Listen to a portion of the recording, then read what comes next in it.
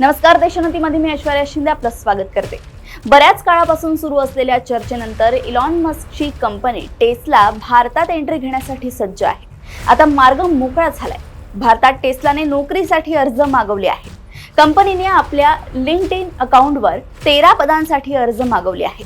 मागच्या आठवड्यात अमेरिका दौऱ्यात पंतप्रधान नरेंद्र मोदी आणि इलॉन मस्क यांची भेट झाली होती। त्यानंतर टेस्ला कंपनीने आता भारतात भरती प्रक्रिया सुरू केली आहे। बिझनेस टुडेच्या रिपोर्ट्सनुसार आता टेस्लाकडून नव्या नोकऱ्यांसाठी अर्ज मागवण्यात आले आहेत। भारतात टेस्लाची फॅक्टरी कुठे सुरू होणार याबद्दल अजून काहीच माहिती नाहीये, पण कंपनीने नोकरीसाठी जाहिरात दिली आहे।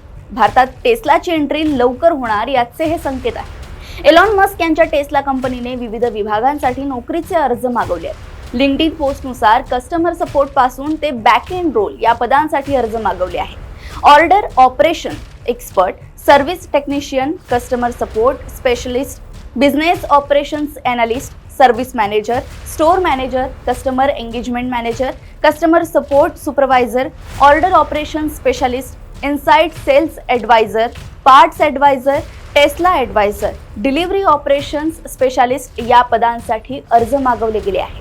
परदेशात निर्मिती होणाऱ्या कार्सच्या आयातीवर भारतात मोठ्या प्रमाणात आयात शुल्क आकारलं जातं। हा टेस्लाच्या भारतातील प्रवेशामागे मुख्य अडथळा होता।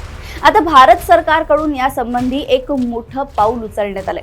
$40,000 पेक्षा अधिक किमतीच्या हाय एंड कार्सवर सीमा शुल्क 110% घटवून 70% करण्यात आलंय।